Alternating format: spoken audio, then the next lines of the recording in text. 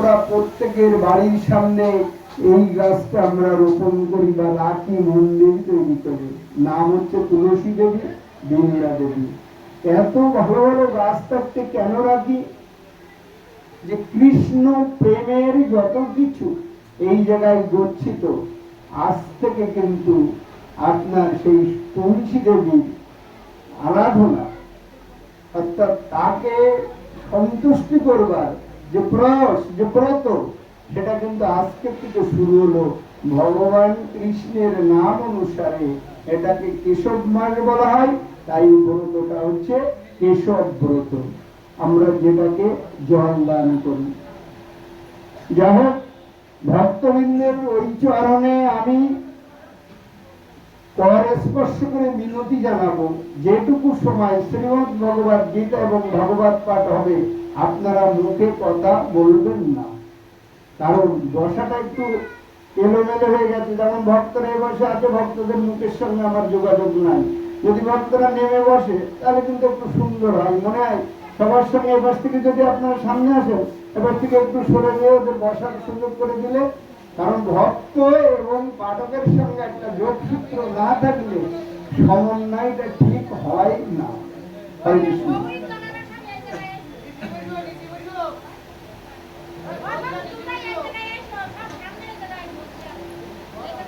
বন্দে অহং শ্রীগুরুযুগপদকমলং শ্রীগুরুণ বৈষ্ণবংশ্চ রূপং সত্প্রজাতং সৌগণ রঘুনাথং বিতং তং সজীবং সাধুতং সবদূতং পরিজনসহিতং শ্রীকৃষ্ণ চৈতন্য দেবং চিরাকৃষ্ণপদং সৌগণ ললিত বিশকম্বিতং নমো মহাবদন্নায় বিষ্ণু প্রেম প্রদায়তে কৃষ্ণায় কৃষ্ণ চৈতন্য নাম্নি গৌরতীশে নমঃ। হা কৃষ্ণ করুণা সিন্ধু দীনবন্ধু জগৎপতে গোপেশ গোপিকা কান্ত রাধাকান্ত নমোস্তুতে। তপ্ত কাঞ্চন গৌরাঙ্গী রাধা বৃন্দাবনেশ্বরী কিশোরানুসুতে দেবী প্রণামী হরিপ্রিয়ে। শ্রীকৃষ্ণ চৈতন্য প্রভু নিত্যানন্দ শ্রী অদ্বৈত গদাধর শিবাসাদি গৌর ভক্তবৃন্দ। পঞ্চতত্ত্বাত্মকং কৃষ্ণং ভক্ত রূপ স্বরূপকং ভক্ত অবতারং ভক্তং নমামি ভক্ত শক্তিকং। পাঞ্চকল্পতরুহস্ত কৃপা সিন্ধুভ্যেব চ পতিতানাং পাবনেভ্যো বৈষ্ণবেভ্যো নমো নমঃ। বৃন্দায় তুলসী দিব্যায় প্রিয়ায় কেশবস্য কৃষ্ণ ভক্তি প্রদদেবী সত্যবত্তে নমো নমঃ। হরে কৃষ্ণ কৃষ্ণ কৃষ্ণ হরে হরে, হরে রাম রাম রাম হরে হরে। প্রথম আমার পরমারাধ্য গুরুদেব মাধবদাস গোস্বামী তার ওই রাঙা চরণে অনন্ত কোটি প্রণতি জ্ঞাপন করে এবং এই ভাগবত পরিমণ্ডলে ওই ভক্তবৃন্দের ওই রাঙা চরণে অনন্ত কোটি প্রণাম জানিয়ে শ্রীমদ্ ভগবত গীতা এবং ভাগবত পাঠে প্রবিষ্ট হওয়ার আশা প্রয়েছে হচ্ছে।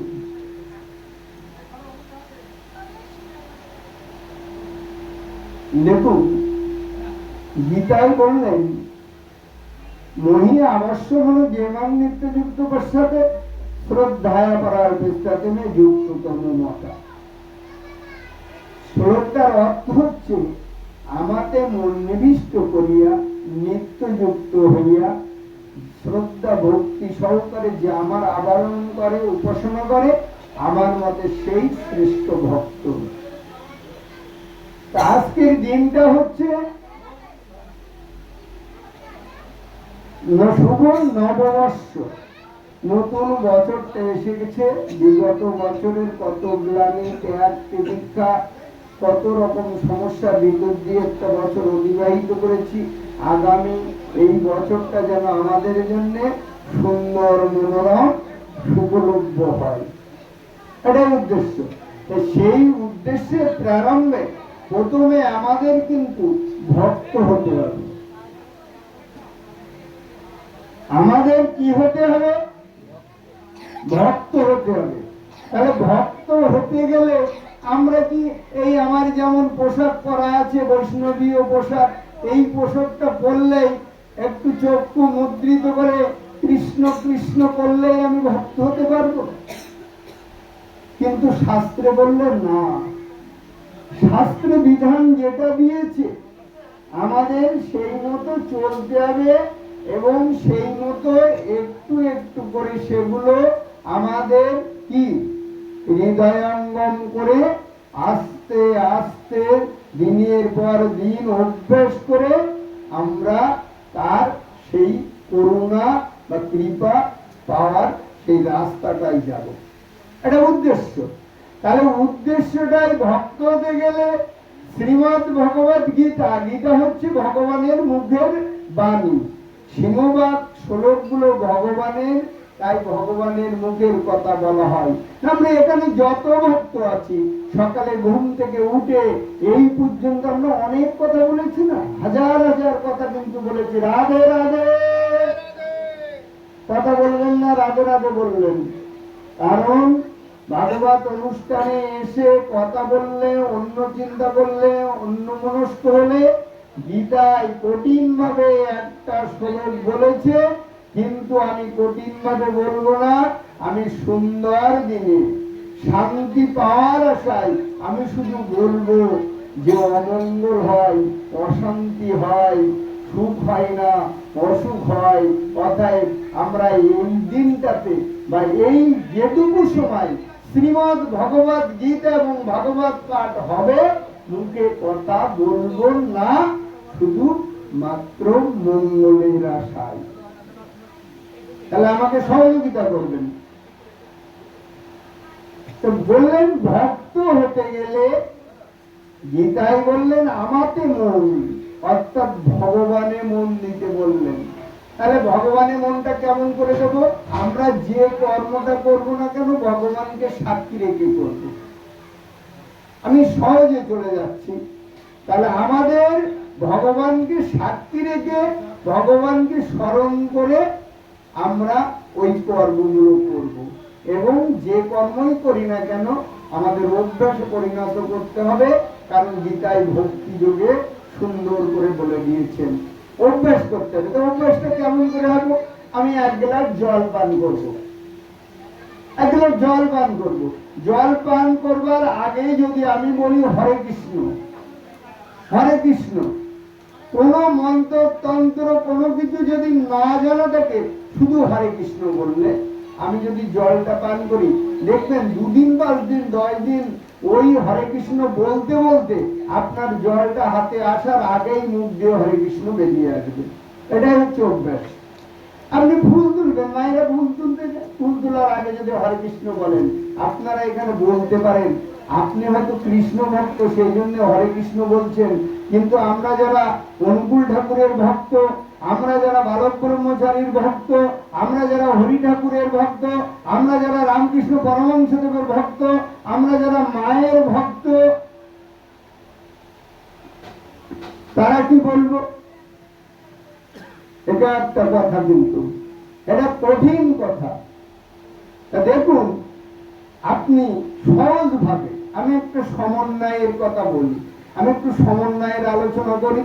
তো সমন্বয়ের কথা বলি, আপনারা দেখুন সমন্বয়ের কথাগুলো আপনাদের মাথায় লাগে কিনা। যে হরিচাঁদ গুরুচাঁদ, হরি ঠাকুর কি বলছে? হরি বল। আমাদের বল, আমাদের যে কথাটা এটা যেন হরি হয়, হরি বল।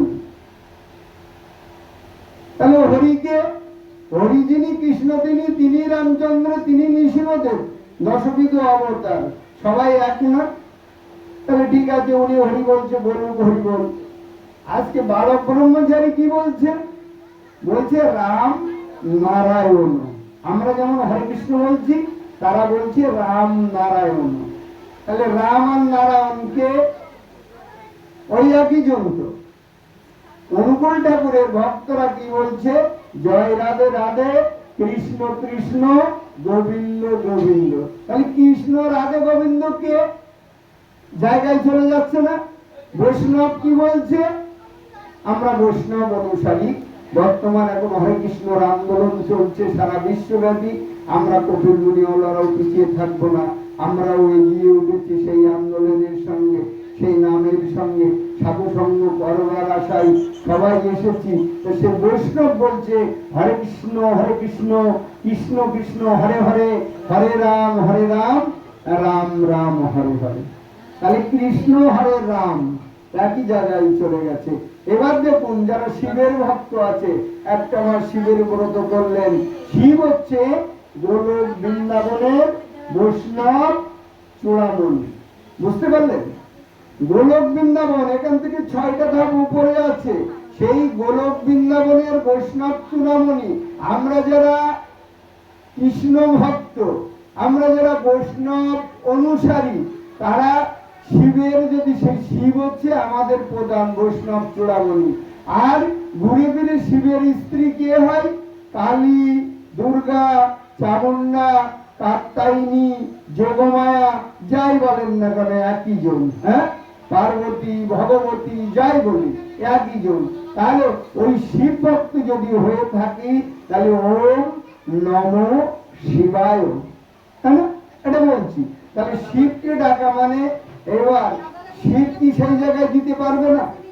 আজকে এখানকার এমপি মহোদয় যিনি আছেন, এমপি মহোদয়ের কাছে হয়তো ডাইরেক্ট এই বাবার যোগাযোগ নাই, কিন্তু তার এখানকার মেম্বার কি চেয়ারম্যান পরম্পরা যারা চলে গেছেন তাদের সঙ্গে যোগাযোগ আছে। তাদের কাউকে নিয়ে এমপি মহোদয়ের কাছে যদি আমরা যাই, আমাদের কাজটা হয়ে যাবে না? তাহলে শিব ঠাকুর যদি অনাদি রাধি গোবিন্দ নন্দ সুত কানু অখিল রসরাজ তাকে বলে, তাহলে কাজটা হয়ে যাবে। তাহলে একই কথা কিন্তু আমরা বলছি। অনেকে আছে, আমরা যারা বৈষ্ণব অনুসারী আছি, তারা কালী পূজায় যায় না, কালী পূজার প্রসাদ খায় না, এগুলো বলি। আমরা সাধারণ লোক কিন্তু খুব মুখরোচক করে তাদের নিয়ে একটু আলোচনা করি, সমালোচনা করি, কিন্তু এটা ঠিক নয়, এটা করতে হবে না। কারণ আপনি চিন্তা করে দেখুন, আমি সেটাই বলছি, কেন হয়তো তারা ওটা করে, যে মহামায়া আর যোগমায়া প্রসঙ্গটা এসে গেল বলে এই ব্যাপারে একটু আলোচনা করি।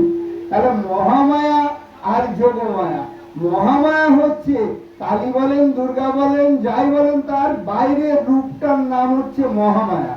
এই মহামায়ার কাজ হচ্ছে এই যে লোকে আমরা আছি, এখানকার রোগ শোক বিপদ তিনি দিতে পারেন আর তিনি নিতে পারেন।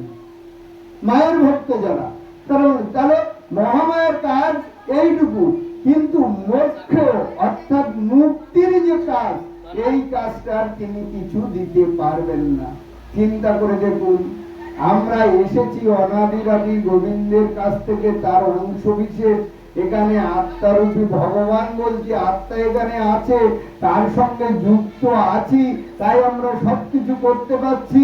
যদি এটা বেরিয়ে যায়, মৃত্যু বলে ঘোষণা করে, তাহলে আমাদের কিন্তু আর কোনো কেরামতি খাটবে না। তাহলে ওখান থেকে আমরা এসেছি, এবার এই মহামার ওই জায়গায় যাওয়ার যে রাস্তাটা, যে পথটা, সেটা আর কিন্তু কোনো কিছু মহামায়া করে দিতে পারবে না। এখানে আপনি যা কিছু চাইবেন, একটু ভক্তি ভরে মায়ের পূজা করে তার কাছে আপনি চাইলে আপনার সেই আশা পূরণ হবে। আপনার মেয়ের হয়তো ভালো জায়গায় বিয়ে হবে, আপনার ছেলেটা একটা বড় চাকরি পাবে, আপনি 50 বিঘে জমি করবেন, আপনার 10 কোটি টাকা ব্যাংক ব্যালেন্স হবে। এগুলো কিন্তু কিছু যদি না করেন, কাঙ্ক্ষিত কামনা সিদ্ধ যজন্তি ইয় দেবতা ক্ষিপ্রং ভবতি কর্মজা। গীতায় বললেন যে আমরা যা কাজ করি তার আগে ফলের আশা করি, তো এটা যদি করিস তা তুই মহামায়ার পূজা কর, তোর অভিষ্ট পূরণ হয়ে যাবে। কিন্তু মোক্ষের কিছু কিন্তু হচ্ছে না, এদিকে কিন্তু খেয়াল করতে হবে। কিন্তু আমরা এখানে এসেছি সেই গোবিন্দের কাছ থেকে, আবার এখানে কিন্তু কেউ থাকতে পারবো না, ফিরে সবাইকে চলে যেতে হবে। তাহলে ফিরে যেতে হয়, তাহলে রাস্তাটা আমার সহজ যে রাস্তাটা, সেই রাস্তাটা খুঁজতে হবে না? হ্যাঁ, তাহলে সেই সহজ রাস্তাটা খুঁজতে গেলে কি করতে হবে? মহামায়া মনে করে নাই, মায়াই পড়ে নাই, আমি যোগমায়ার নাম, কাত্যায়নীর নাম স্মরণ করে সেই কাজটা করব। তাহলে এই সংসার যাত্রা পরিগ্রহ হয়ে যাবে, আমি ঐশ্বর্যশালী হব, আবার সেই গোবিন্দের পাদপদ্ম কোথায় আছে সেই রাস্তাটা সম্পর্কে জানতে পেরে তার করুণা লাভ হলে, হ্যাঁ, পণ্যমাসী সবকিছু করতে পারে, লাভ হলে আমি সেই জায়গায় যেতে পারবো। এই জন্য বৈষ্ণবরা ওই মায়ায় আচ্ছাদিত হবেন না বলে তারা কিন্তু ওই মহামায়া জ্ঞানে কালী পূজা করলে প্রসাদ পায় না বা কোনো কিছু করে না, যায় না সেখানে, এটাই তাদের কিন্তু অপরাধ নয়, কিন্তু যোগমায়া জ্ঞানে। কারণ যোগমায়ার পুজো তো বৃন্দাবনেও হচ্ছে। যোগমায়া হচ্ছে বৈষ্ণব অনুসারী হতে গেলে প্রথম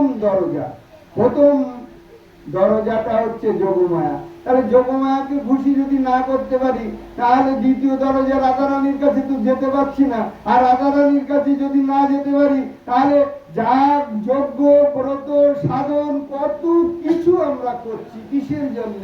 কৃষ্ণের পাদপদ্ম পাওয়ার জন্য। সেটা থেকে তো বিচ্যুত হয়ে যাব, সেটা তো পাবো না। সেই জন্য আমাদের ধারাবাহিক ভাবে পরম্পরা রূপে গুরু আশ্রিত হয়ে দীক্ষা নিতে হবে।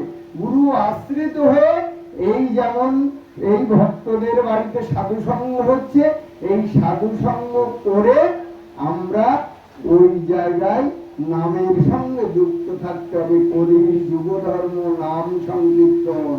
নাম হচ্ছে ভগবানের দিব্য নাম, আর সমবেত ভাবে করলো সেটা হচ্ছে সংকীর্তন। প্রভুরা একটু আগে করেছে। তাহলে যেখানে ছিলাম সবাই সমন্বয়ের। এবার আমরা এই মা হচ্ছে কে? পরম বৈষ্ণবী। তাহলে শিব ঠাকুর হচ্ছে বৈষ্ণব চূড়ামণি, আর পরম বৈষ্ণবী হচ্ছে এই যোগমায়া। এবার দেখুন আরো একটু সমন্বয়ের কথা বলি। রামকৃষ্ণ পরমহংসদেব আমাদের কিন্তু অত্যন্ত সহজ করে সমস্ত কথাগুলো বুঝিয়ে দিয়েছেন। আমরা যেরকম রোগ শোক আধ্যাত্মিক আদিভৌতিক আদি দৈবিক, এটাকে বলা হয় কি? ত্রিতাপ জ্বালা। সংসারে সবাই আছে। রামকৃষ্ণদেব দেখুন কত সহজ করে বলে দিলেন। কি বললেন? বললেন রোগ শোক বিপদ। তাহলে আধ্যাত্মিক আদিভৌতিক আদি দৈবিকের থেকে রোগ শোক বিপদ, এটা সহজ হলো না? আমাদের জানার পক্ষে বলার পক্ষে এটা সহজ হলো না? রামকৃষ্ণদেব কিন্তু যা কিছু করেছেন খুব সহজ ভাবে আমাদের কিন্তু দিগদর্শন করে গেছেন। তাহলে রামকৃষ্ণদেব কি বললেন? যত মত তত পথ। তাহলে আমরা ওদিকে যা কিছু করলাম সবাই একই জায়গায়। অনুষ্ঠান হচ্ছে এই ভক্তের বাড়িতে এসেছি বিভিন্ন দিকতে, কেন্দ্রবিন্দু কিন্তু এখানে। এবার শ্রীমদ ভগবদ গীতা ভগবানের মুখের বাণী। ভগবানের মুখের বাণীতে ভগবান কি বললেন সেটাও আমরা একটু জেনে রাখি। ভগবান বললেন কি? যে যথামান প্রবাদন্তে তাং তথৈব ভজম মহম মম বর্তনা বর্ততে মনুষ্য পার্থ সর্বসা।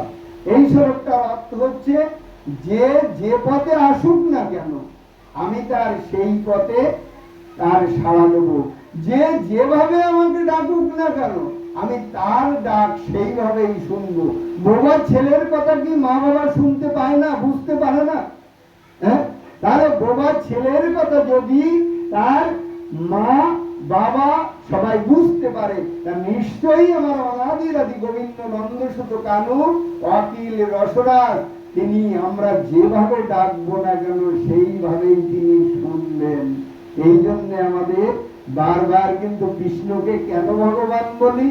কৃষ্ণকে ভগবান বলি এই জন্যে, এই যে দশবিধ অবতার, মন্বন্তরে ঊনবিংশ অবতার সবাই ভগবান। কেউ কলা নিয়ে এসেছে, কেউ পুংস নিয়ে এসেছে, অতএব কেউ দুটো নিয়ে এসেছে, কেউ তিনটে নিয়ে এসেছে, একমাত্র ছটা ঐশ্বর্য ছটা নিয়ে এসেছে কৃষ্ণ। তাই কৃষ্ণকেই ভগবান বলি।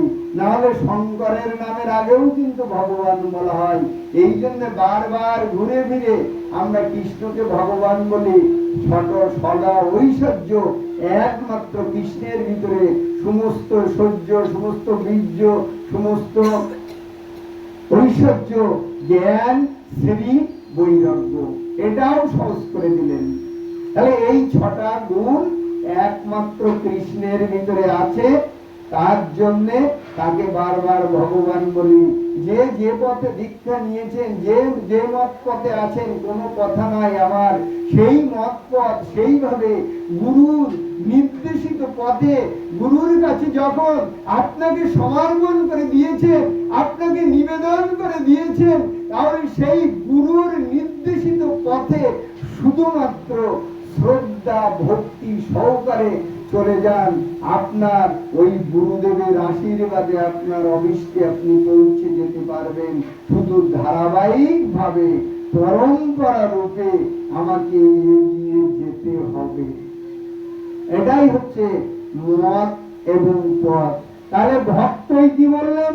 ভক্ত তো অভ্যাস করলাম, অভ্যাস করলে আমাতে মন। এবার ভক্ততে আর কি বললেন? নিত্যযুক্ত থাকা। নিত্যযুক্ত কথাটার অর্থ কি? সকালে ঘুম থেকে উঠে রাত্রে ঘুমানোর আগ পর্যন্ত ভগবানের সঙ্গে যুক্ত থাকতে বললেন।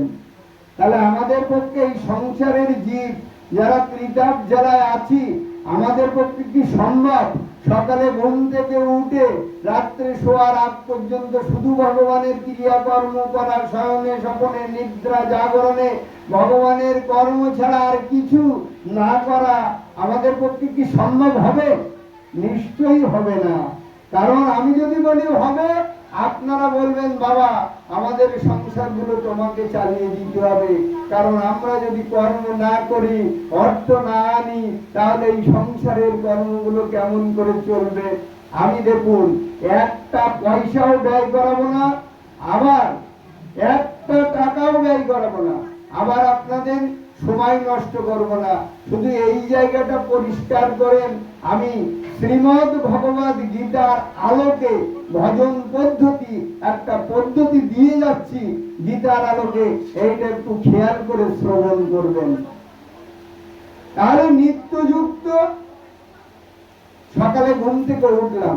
এবার সকালে ঘুম থেকে উঠে আমরা কিন্তু যে যে পেশায় নিয়োজিত আছি, অনেকে আছেন কোনো কিছু না করে তারা বেরিয়ে চলে যান। আমি এই জায়গায় একটু বাধার সৃষ্টি করছি, এই জায়গায় একটু ব্রেক দিয়ে দিচ্ছি। আপনি সকালে ঘুম থেকে উঠলেন, সকালে ঘুম থেকে উঠলেন, সকালে ঘুম থেকে উঠে পূর্ব দিকে কিংবা উত্তর দিকে ফিরে এমন ভাবে বসলেন। কিছু করার দরকার নেই, শুধুমাত্র গৌর গৌর গৌর গৌর গৌর রক্ষামান, কৃষ্ণ কৃষ্ণ কৃষ্ণ কৃষ্ণ ত্রাইমান, হরে কৃষ্ণ কৃষ্ণ কৃষ্ণ হরে হরে, হরে রাম রাম রাম হরে হরে। এইটুকু। গৌরকে কেন স্মরণ করছি? যে গৌর হচ্ছে ভক্ত অবতারী। তিনি অবতার নন, দশবিধ অবতারে তার নাম নন, নাই, তিনি হচ্ছে ভক্ত অবতারী। তাই গৌরকে স্মরণ করে, রাধা কৃষ্ণকে স্মরণ করে, এই কলির যুগ ধর্ম হচ্ছে মহামন্ত্র, অর্থাৎ 16 নাম 32 অক্ষর। এইটা জপ করে 5 মিনিট 10 মিনিট 15 মিনিট আধা ঘন্টা যার যেমন সময় থাকে এই নামগুলো করে তারপরে আপনারা যে যা বেরিয়ে চলে যান, কোনো কথা নাই, আপনাদের কর্ম করুন। এবার আমি একটু মায়েদের বলি, মাগো, বাবারা হয়তো বলবে আমরা অর্থ ইনকাম করতে যাচ্ছি তাই বলে তারা চলে যাবে, কিন্তু তোমাদের তো সে উপায় নাই মা। তোমাদেরকে কি করতে হবে? তোমাদের সংসারের কত কর্ম আছে, সকালে ঘুম থেকে উঠে সেগুলো করতে হবে। তারপরে এবার আমি আসি, মা তোমরা যারা এখানে গুরু আশ্রিত আছেন, দীক্ষা নিয়েছেন, তাদের শিক্ষাগুরু যেভাবে বলছে আপনারা সেইভাবে করবেন। কিন্তু যারা দীক্ষা নিয়েছেন কর্ম করেন না, আবার দীক্ষা নেননি, তাদের উদ্দেশ্যে কিন্তু বলছি বিশেষত। কারণ কালকে আবার যেন বাজারে সমালোচনা করবেন না যে ওই ভক্তটা ও বাবা কি বলে গেল আমাদের। আপনারা যেভাবে গুরু আশ্রিত যারা আছেন তারা তো ভজনের পথে, এই বাবারা যেমন ভজনের পথে অনেকটা এগিয়ে এসেছে, হ্যাঁ, তাদের কিন্তু জন্য বলছি না, বলছি যারা এই পথে আসেননি তারা এই পথে আসুন, এবং দীক্ষা নিন, গুরু আশ্রিত হতে হবে, নাহলে চিত্ত শুদ্ধি হবে না। বিশেষত তাদের উদ্দেশ্য। এবার মায়েরা ঘর থেকে বেরুলেন ঠাকুরকে স্মরণ করে, তারপরে বাইরে এসে আপনার গৃহকর্ম সেরে এক ঘটি জল নিয়ে, বিশেষত আজকে সকাল থেকে এই ব্রত শুরু করেছেন। এই ব্রতটাকে বলা হয় কেশব ব্রত। এই মাসটার নাম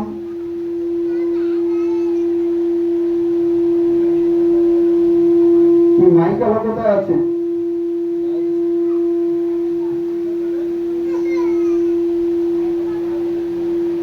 তাহলে এই ব্রতটার নাম হচ্ছে কেশব ব্রত। এবার এই তুলসী দেবী, আমাদের সনাতন ধর্ম অবলম্বীরা, আমাদের ধর্ম কিন্তু সনাতন, হিন্দু কিন্তু আমাদের ধর্ম নাই, হিন্দু জাতি আমরা। কিন্তু হিন্দু ধর্ম বলতে বলতে সবকিছু আমাদের ওই হিন্দু হিন্দু হিন্দুই হয়ে গেছে, কিন্তু আমাদের ধর্মের নাম সনাতন। তা সনাতন ধর্ম অবলম্বীরা এই তুলসী গাছকে এত কিছু করে কেন জানেন? আর তার এই মাসটা ব্রত, এই বৈশাখ মাসটা, এই ব্রত কেন করে? কৃষ্ণ ভক্তি। কৃষ্ণ ভক্তির যা কিছু এই জায়গাটায় গচ্ছিত আছে, এই জায়গাটা খুশি না করতে পারলে কৃষ্ণকে খুশি করা যাবে না। সেই জন্য কৃষ্ণকে খুশি করতে গেলে আমাদের আগে খুশি করতে হবে বৃন্দা দেবীকে বা তুলসী দেবীকে। তাই এবার মায়েরা গৃহকর্ম সেরে এক ঘটি জল নিয়ে তুলসী তলা আসে। অনেকে মালা তৈরি করে নিয়ে আসে, অনেকে ফুল নিয়ে আসে, অনেকে প্রসাদ আদি নিয়ে এই জায়গাটা আসে। বিশেষত এই মাসটা আসবে, শুধু এই মাস ব্রতর প্রয়োজন কি? এই মাস জল দেব কেন? সারা বছরটা জল দেওয়ার কি কোনো অসুবিধা? মা, কয়েক মিনিটও সময় লাগে না। আমি সেই ব্যাপারে একটু আলোচনা করবো, যেহেতু কেশব ব্রত তো। তাই এবার আপনারা তুলসী তলায় আসলেন। তুলসীকে প্রথমে কি করতে হবে? দর্শন করতে হবে। দর্শন মানে দেখা। তাহলে তুলসীকে দর্শন করলেন। আচ্ছা, আমাদের দর্শনটা কেমন জানেন? আমরা দুর্গাপুজোর সময় বিভিন্ন জায়গায় ঠাকুর থেকে ঘুরে বেড়াতে যাই, কালী পূজার সময় যাই, যজ্ঞে যুগল মূর্তি দর্শন করতে যাই। আমরা কি দর্শন করি? ওই মুখমণ্ডলটা, সুন্দর বদনটা দর্শন করে আমরা আমাদের মতো বেরিয়ে চলে যাই। আপনারা হয়তো তা করেন না, কিন্তু আমি ওগুলো করি। কিন্তু শাস্ত্রে বললেন ওই ধরনের দর্শন যদি শুধু মুখমণ্ডলে করে থাকে, সেটা শাস্ত্রসম্মত দর্শন হলো না। এবার কেমন কথা? শাস্ত্রসম্মত ভাবে তাহলে দর্শনটার কথা কি বলেছেন? আচ্ছা, আপনারা সহজে চিন্তা করুন। আমরা ভগবানের মুখ চাই, না ভগবানের পেট চাই, না ভগবানের হাত চাই, না ভগবানের পদযুগল চাই? কোনটা চাচ্ছি আমরা? পদযুগল।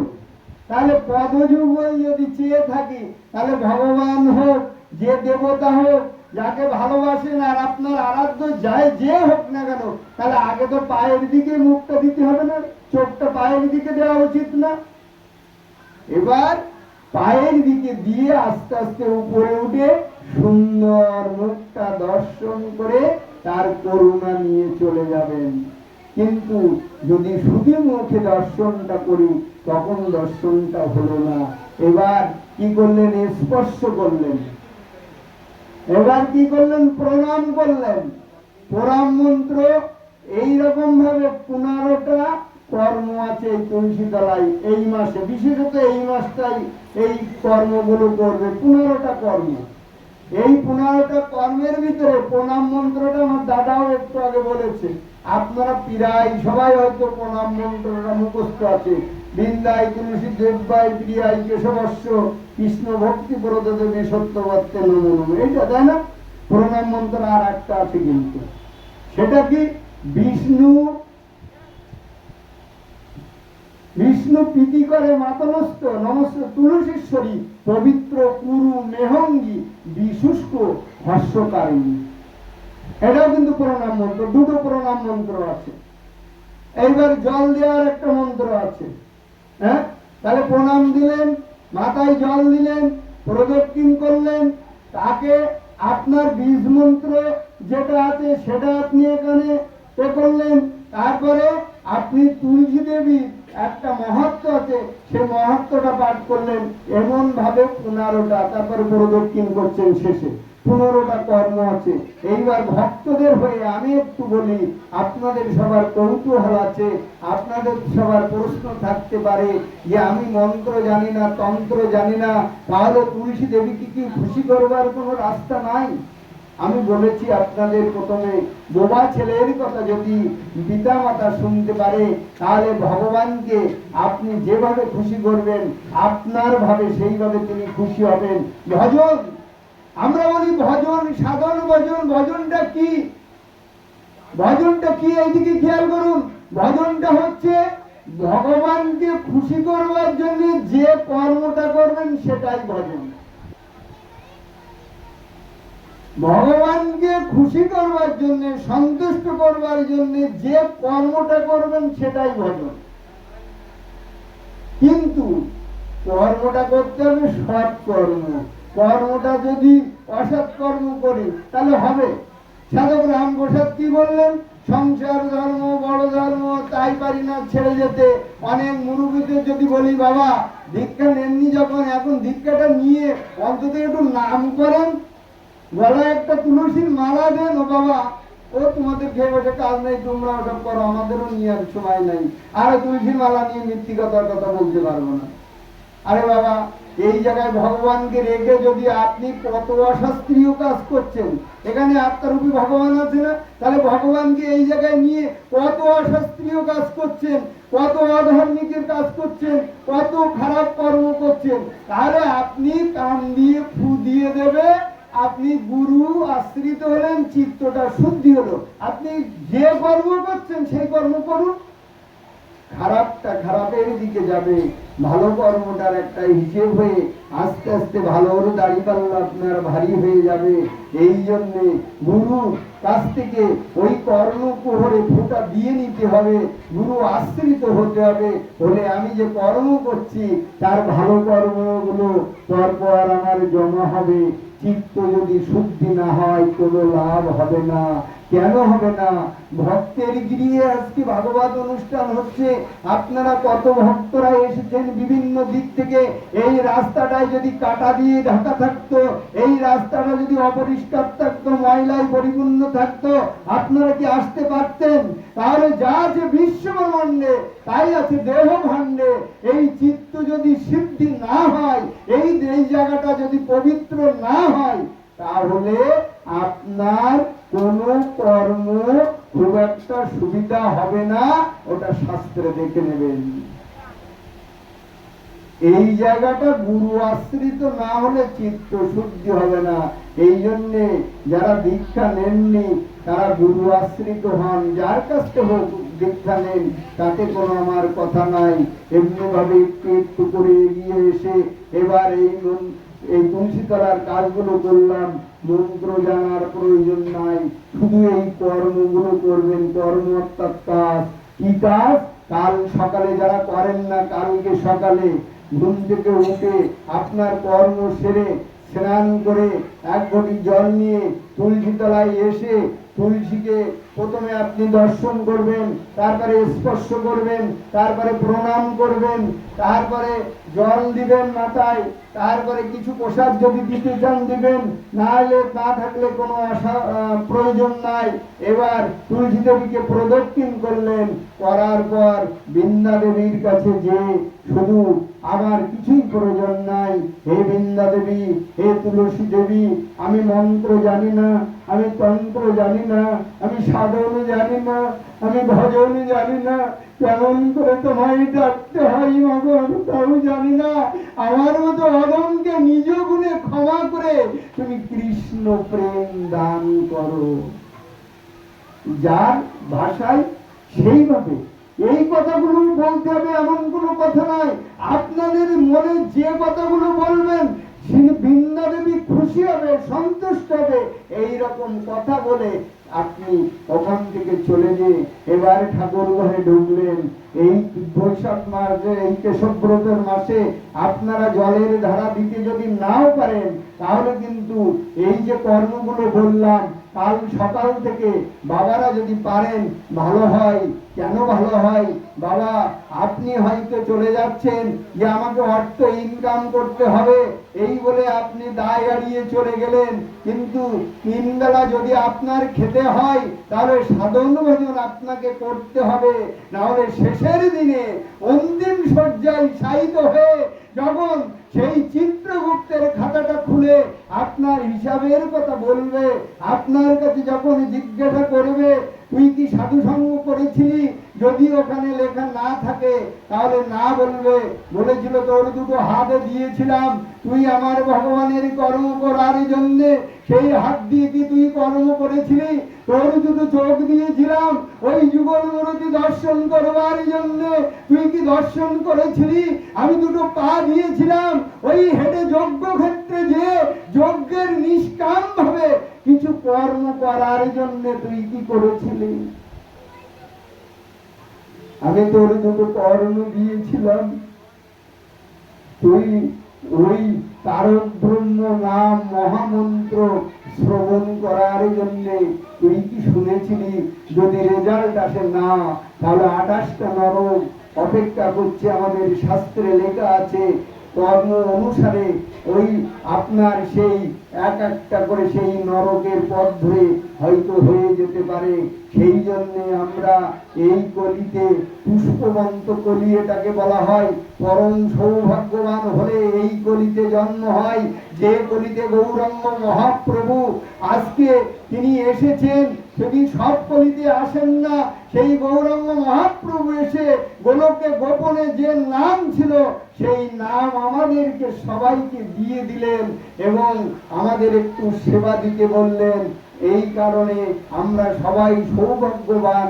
অন্তত কিছু কিছু কর্ম করব, বাবাদের কাছে অনুরোধ করব, আপনারা আপনাদের কাজে বেরিয়ে যাওয়ার আগে অন্তত স্নান সারার সময় যদি আপনারা সারা বছর নাও দেন, এই মাসটা অন্তত তুলসী দেবীকে একটু প্রণাম করে মাথায় একটু জল দিয়ে একটু প্রদক্ষিণ করে তার কাছ থেকে একটু প্রার্থনা করবেন যেন কৃষ্ণ ভক্তি দান করেন।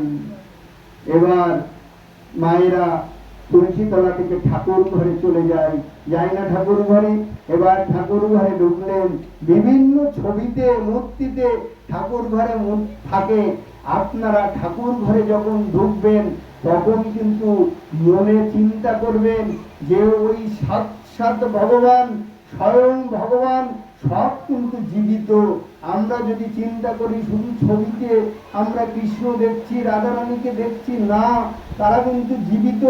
তাই এবার ঠাকুর ঘরে ঢুকে কোনোদিন কেউ কোনো খারাপ চিন্তা করবেন না, কারো অমঙ্গলের চিন্তা করবেন না।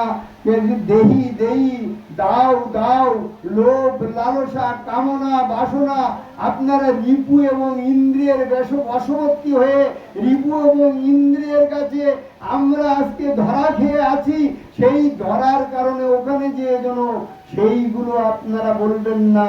যেটুকু সময় ঠাকুর ঘরে থাকবেন আপনারা ওই ঠাকুরের কথা চিন্তা করবেন।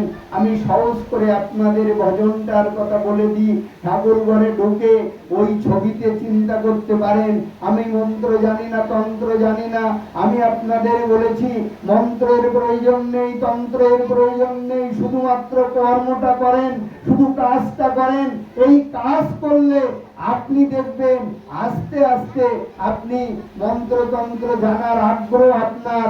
কারণ গীতায় বলেছে তেষাং সতত যুক্তনাং ভজতাং পিতি পূর্বকম দদামি বুদ্ধি যোগং তাং জানু মামু পর্যন্তুতে। সতত তদ্গত চিত্তে শ্রদ্ধা ভক্তি সহকারে যে আমার উপাসনা করে, আমার আরাধনা করে, আমাকে ডাকে, আমার মতে সেই ভক্তের হৃদয়ে আমি শুদ্ধ জ্ঞান প্রদান করি, যে জ্ঞান দ্বারা সে আমাকে লাভ করতে পারে। ভগবান বললেন তাহলে ভগবানকে ডাকলে ভগবান শুদ্ধ জ্ঞান দেন, যে জ্ঞানের দ্বারাই আমরা তাকে লাভ করতে পারি। রাধে রাধে। এবার ঠাকুর ঘরে ঢুকে গেলেন। ঢুকে যে আপনি, আপনাদের গোপাল আছে সবার, এখানে যারা সবার গোপাল আছে, আমি মূর্তিতে গোপাল, ঠাকুর গোপালের কথা বলেনি, আমি বলেছি সন্তান গোপালের কথা। সন্তান আছে না সবার? সন্তান গোপাল যার নাই, সে রাধারানীকে ডাকবেন, তিনি করুণা করলে সন্তান হয়ে যাবে। এবার দেখুন, ছোট্ট একটা সাধারণ কথা বলবো।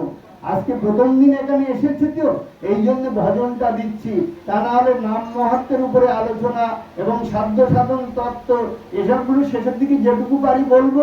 ভজনটা প্রথমে দিচ্ছি, শুধুমাত্র প্রথম এসেছি, প্রথমে আসলে আমার গুরুর নির্দেশ আছে এইটা দেওয়া, এই ভজনটা এই জন্য দিচ্ছি যে আমাদের অভ্যাসটা কি করতে হবে। এবার আপনারা, আপনাদের সন্তান গোপাল আছে তাই না? এই যে গোপালগুলো, কেউ কথা বলবে না কিন্তু, তাহলে গোপাল লাভ করবেন। এই সন্তান গোপাল যেদিন প্রসব করেছিল হয়েছিল, সেখান থেকে 5 বছর বয়স পর্যন্ত কোন পিতামাতা কি বলা লাগে? সন্তানকে কেমন করে লালন পালন করবেন, কখন খাওয়াবেন, কখন প্রসাদ দিবেন, কখন ঘুম পাড়াবেন, এসব কি কাউকে বলা লাগে? লাগে না, তাই না? এইবার আর একটা জিনিস আরেকটু ভাবুন, আরেকটু এগিয়ে যান। এবার এটা যখন বলা লাগে না, তাহলে যে দেখবেন ওই ছোট্ট গোপালকে ভালো মুখ দেয়, আদর করে, যত্ন করে, সে কিন্তু ডাকলে ওই গোপাল তার ডাকে সাড়া দেয়, তাই না? ছোট্ট শিশুকে যে যত্ন করে তার ডাকে সাড়া দেয় না গোপাল? কিন্তু কেউ যদি চিমটি কাটে, কেউ যদি চোখ মোটা করে, কেউ যদি তাড়া দেয়, তার কথা কি ওই গোপাল শুনবে? শুনবে না, তাই না? এবার দেখুন, সহজ একটা বিধান, একেবারে সহজ। কারণ এই যে জায়গাটা না, এই জায়গাটা আমাদের এই কলিয়ত দ্বীপ ভোগবাদে এমন একটা হয়ে গেছি, আমাদের শুধু লোভ লালসা কামনা বাসনায় এমন অষ্টবাসের মতো ঘিরে ধরেছে, শুধু দাও দাও করতে করতে এই জায়গাটা কি হয়েছে? ভেতরটা অন্ধকার হয়ে গেছে, ভেতরটা আগাছায় পরিপূর্ণ হয়ে গেছে, ভেতরটা কুয়াশা খারাপ চিন্তায় ভরপুর হয়ে গেছে। সেই জন্য এই জায়গাটা গরল হয়ে গেছে, গরল অর্থাৎ বিষ। এই জায়গাটা আমাদের প্রত্যেকের কিন্তু বিষে পরিণত হয়ে গেছে। এই জায়গাটা কি করতে হবে? সরল করতে হবে, জলের মতো তরল করতে হবে। খানার জল, গঙ্গার জল, নদীর জল, পুকুরের জল, টিউবওয়েলের জল, সমস্ত জলকে একাকার করে নিতে হবে। নিলে এই জায়গাটা সহজ হয়ে গেলে, এই যে এত ফুল দেখতে সাদা ফুল দিই, সাদা ফুলের মতো সত্য গুণ, এটা সুন্দর করে নিতে হবে। তাহলে কি কাজ হবে দেখুন।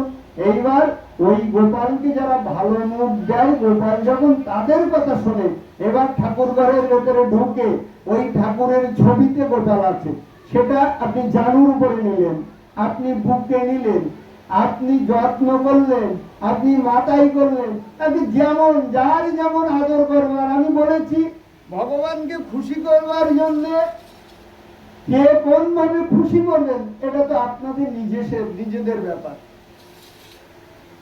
এই গৃহে ভক্তরা আসছে, এই গৃহকর্তা কেমন করে ভক্তদের আদর আপ্যায়ন করবেন, সেটা তো নিজস্ব ব্যাপার না।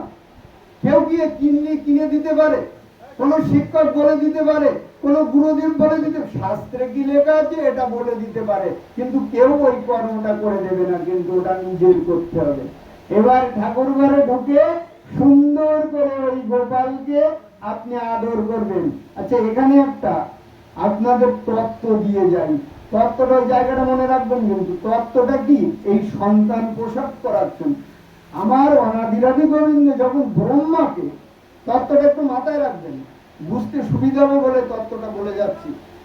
আমার অনাদিরাদি গোবিন্দ যখন ব্রহ্মার ব্রহ্ম, এটা কিন্তু দুই।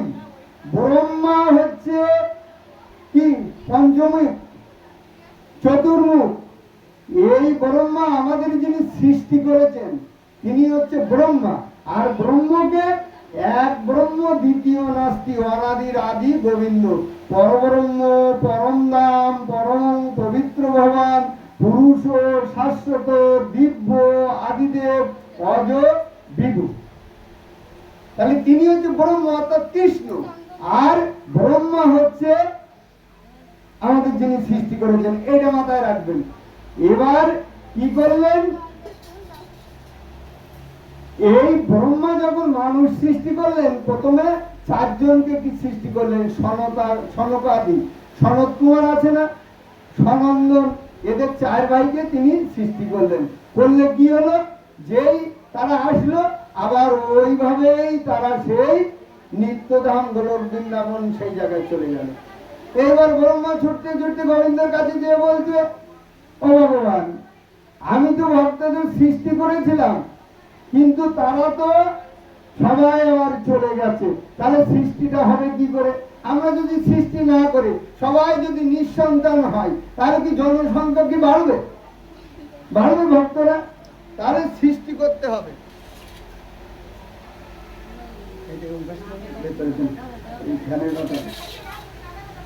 তারা আমাদের সৃষ্টি, এবার সৃষ্টির কথা কি বললেন? এবার মাথায় রাখবেন, এটা শুনবেন। এবার কি করলেন? ইনি মায়া দেবীকে ডাক দিলেন। যে মায়া দেবীর কথা, কি অসুবিধা হচ্ছে মা গো? মা, মা এখন চন্দন দিতে হবে না, মা, মা এখন দিও না, একটু পর। এত তো সবাইকে একটা শান্ত রাখা কঠিন হয়ে যাচ্ছে। রাধে রাধে, রাধে রাধে। তাহলে মায়া দেবীকে ডাকলেন ভগবান, ডেকে বললেন, সন্তান যখন প্রসাদ করবেন, তত্ত্বটা মাথায় রাখবেন কিন্তু সবাই, সন্তান যখন প্রসাদ করবে, তুমি মায়া তুমি স্পর্শ করে দেবে, তুমি মায়া তুমি স্পর্শ করে দেবে। দিলে দেখবে মায়েরা ভালো বলতে পারবেন, সন্তান যখন প্রসাদ করে, আমি শাস্ত্রে যেটা পেয়েছি, হেড মুন্ডে সে কিন্তু অনাদিরাদি গোবিন্দের ধ্যান করতে করতে, তার নাম গুণকীর্তন করতে করতে এই ধরাধামে এসেছিল। তা আসার পরে বাচ্চাটা যখন প্রসাদ করলো, তার কিছু সময় পরে কিন্তু হুয়া বলে কেঁদে ওঠে। হুয়া, হুয়া বলে, হরি কিন্তু বলতে পারে না, কিন্তু সে কিন্তু হরি বলছিল। হরি নাম জপতে জপতে, চিন্তা করতে করতে, সেইটা সাধন করতে করতে কিন্তু এসে উহা হয়ে গেল। কেন উহা হয়ে গেল? ওই যে মায়া দেবীকে বলেছে তাকে স্পর্শ করতে।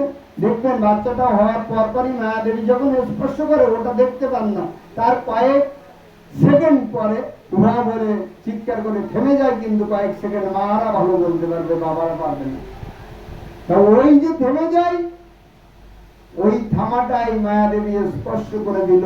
সেই জন্য হরিনাম ভুলে আমরা শিয়ালের মতো হুয়া বলে ডেকে উঠলাম। এই জন্য কাম কামনার বশবর্তী সংসারে আমরা কিন্তু হরির প্রতি দৃষ্টি না দিয়ে দৃষ্টিটা অন্যদিকে বেশি দিয়ে ফেলছি। এবার ঠাকুর ঘরে ঢুকলেন, ঠাকুর ঘরে ঢুকে গোপালকে সুন্দরভাবে তারা স্নান টান যা কিছু করানোর করলেন। এবার তাকে খেতে দিবেন, খেতে দিবেন সাত্বিক প্রসাদ।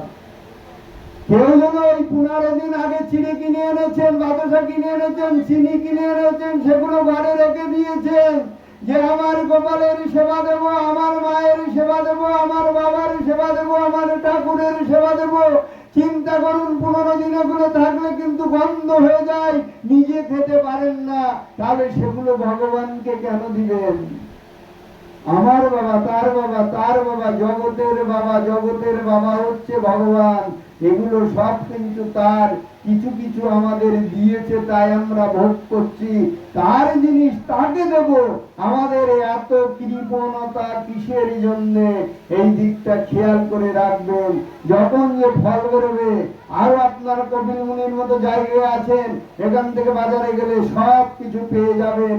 হয়তো যার যেমন পারকতা, সে সেইভাবে আপনি ফল, ময়রার দোকান থেকে মিষ্টি, সুন্দর সুন্দর খাদ্য এনে পাল্টে পাল্টে লিস্ট করে বাবাদের বলবেন, এগুলো তোমাকে আনতে হবে।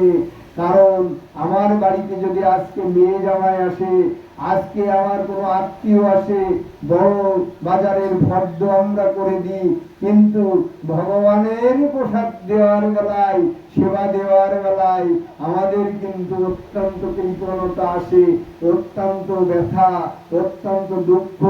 এতে আমাদের মঙ্গল হবে না অমঙ্গল হবে, আপনারা চিন্তা করে দেখবেন। এবার ঠাকুর ঘরে প্রসাদটা সাত্বিক প্রসাদ দেবেন। ভোগটা সবাই তুলসী পাতা দেবেন। আর মন্ত্রতন্ত্র কেউ না জানলে হরে কৃষ্ণ বলে সমস্ত কর্ম করবেন, হরে কৃষ্ণ বলে সমস্ত কর্ম করবেন। যে যে মন্ত্রে দীক্ষা নিয়েছেন তাতে কোনো কথা নেই।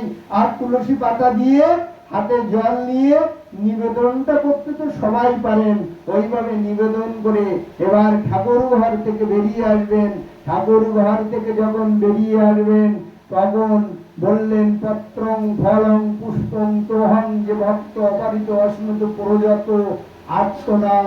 শ্লোকটার অর্থ হচ্ছে একটা পাতা, একটা ফুল, একটা ফল আর এক গণ্ডু জল কোন ভক্ত যদি শুদ্ধ চিত্তে আমাকে অর্পণ করে থাকে আমি সেই ভক্তের হয়ে যাই। কত বড় কথা, কত মার্মিক কথা, কত মর্মার্থ বোধের কথা, কত শ্রদ্ধার কথা, কত আন্তরিকার কথা, কত হৃদয়ের কথা, কত আপনজনের কথা একবার চিন্তা করে দেখেছেন? বললেন যে একটা পাতা, একটা ফুল, একটা ফল, এক বন্ধু জল যদি শুদ্ধ চিত্তে আমাকে দিয়ে থাকে আমি তার হয়ে যাই। এত আপনজন এই সমাজ সংসারে কেউ কি আছে আমাদের? হ্যাঁ, তার মতো আপন কি কেউ আছে? তাহলে তিনি বললেন আমি বলেছিলাম আপনাদের একটা টাকাও লাগাবো না। ফল কিনতে গেলে টাকা লাগে, ফুল কিনতে গেলে কবিরমুনি বাজারে টাকা লাগে, আপনার জল গঙ্গা জল আনতে গেলে টাকা লাগে। তাহলে আমার কথা তো মিথ্যা হয়ে যাবে। গীতার আলোকে ভজন পদ্ধতি মিথ্যা হবে না। এইবার আমি মাঘ পূজা দুই প্রকার আছে, এক প্রকার মানসে পূজা, মনে মনে পূজা। হ্যাঁ, এখানে একটা চোখ আছে না, এই অন্তর দিয়ে পূজা। আর পূজা কি? ষোড়শ উপচারে পূজা, যেগুলো আমরা এইভাবে ঢাক ঢোল তারপরে বিভিন্ন উপাচার দিয়ে যে পূজা করি এগুলো উপাচারের পূজা। আমি উপাচারের পূজা করব না, পয়সা লাগবে। আমি মানুষে পূজা করব। আপনি রাত্রে শুয়ে পড়ে পূজা করতে পারেন, আপনি রাত্রে শুয়ে পড়ে তার চিন্তা করতে পারেন। এবার মানুষে পূজা, পূর্ব দিকে কি উত্তর দিকে ফিরে বসলাম, বসে চোখটা মুদ্রিত করলাম। তুলসী পাতা আমরা সচরাচর দিই, তাই না? আর দিই সাদা ফুল, আর কি দিই গঙ্গা জল, আর দিই কি হরিতকি ফল, এগুলো দিই তো। তারগুলো কিছুই করবো না, তুলসী পাতার কাজটা করবো না। তোলো শিরে, ভালো করে খেয়াল করবেন, তোলো শিরে, শিরে অর্থাৎ মাথায়।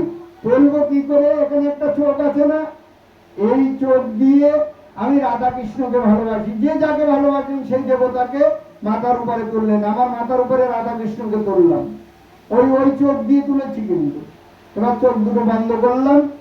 এই জায়গাটা সাদা ফুলের মতো করতে হবে, এখানে কোনো লোভ লালসা রাখলে চলবে না। সাদা ফুল যেমন সত্যগুণের, এই জায়গাটা সাদা ফুলের মতো করে এইবার আপনি, আমি বলেছি কোনো কিছু না জানা থাকলে হরে কৃষ্ণ কৃষ্ণ কৃষ্ণ হরে হরে, হরে রাম রাম রাম হরে হরে।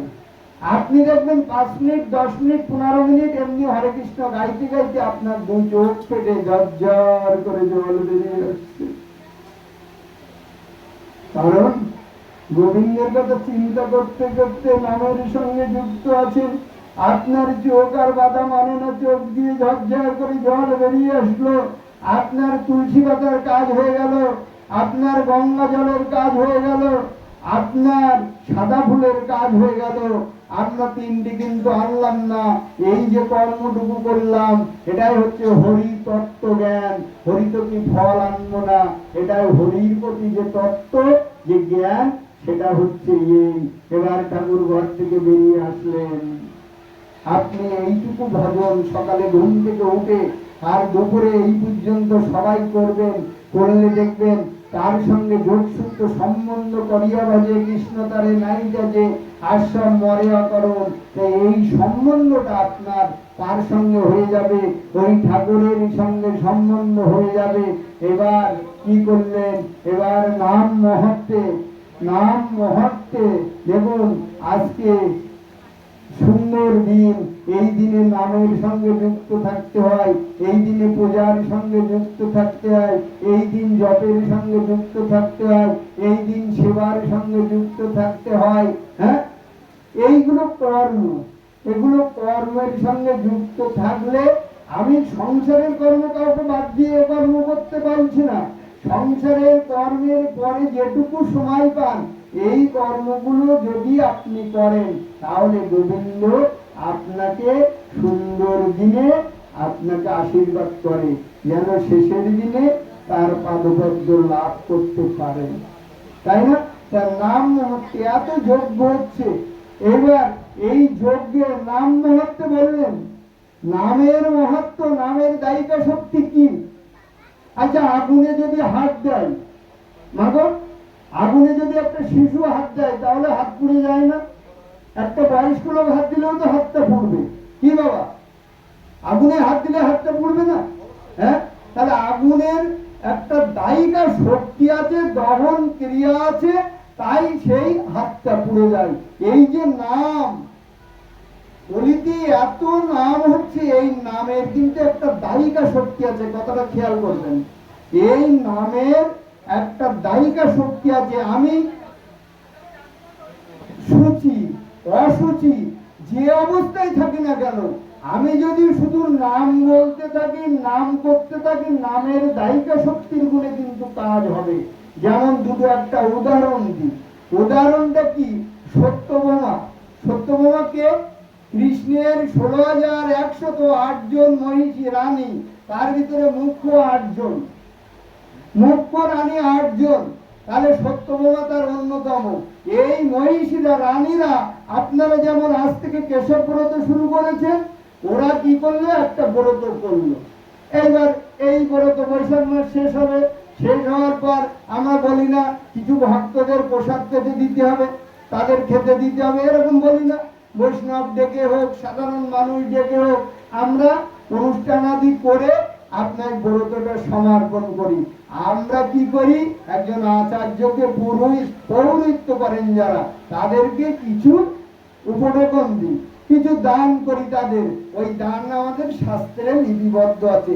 এবার সত্যভামা এবং রানীরা সবাই মিলে যে ব্রত করলো, এই ব্রতটা করবার পর এই ব্রতের আচার্য ছিলেন কে? নারদ মুনি।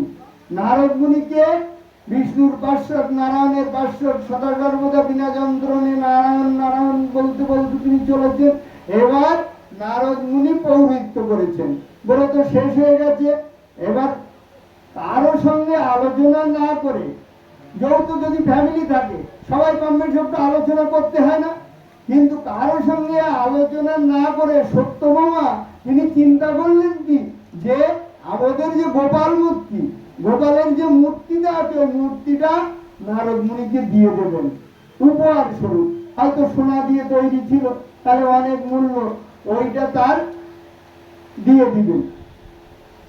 এইবার অন্যান্য রানীরা যখন শুনল যে গোপাল মূর্তিটা তিনি দিয়ে দিবেন, সবাই প্রায় সবাই বলছে, না না, আমাদের যে আরাধ্য মূর্তি আছে, আপনারা এখানে যে পূজা হয়, এখানকার যে আরাধ্য মূর্তি এই বাড়ির এই গৃহের, তার সেটা কি আরেকজনকে দিয়ে দেবেন?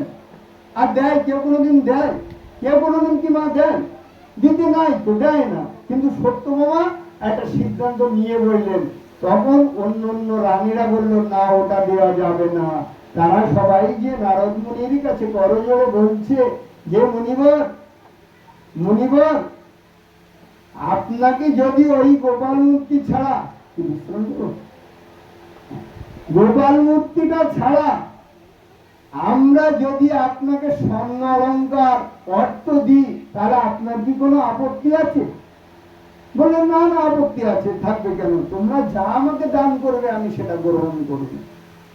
তাহলে সবাই মিলে সিদ্ধান্ত করলো কি, এই গোপাল মূর্তিটা যখন দেওয়ার কথা চিন্তা করেছিল, তাহলে একটা দাড়ি আনলো, দাড়ি পাল্লা এনে গোপাল মূর্তিটা বাম পাশে দিল, আর ডান পাশে ওদের কোষাগার করে ঘরে যত সোনার অলঙ্কারটা যা কিছু ছিল সেই অলঙ্কার এনে দিচ্ছে।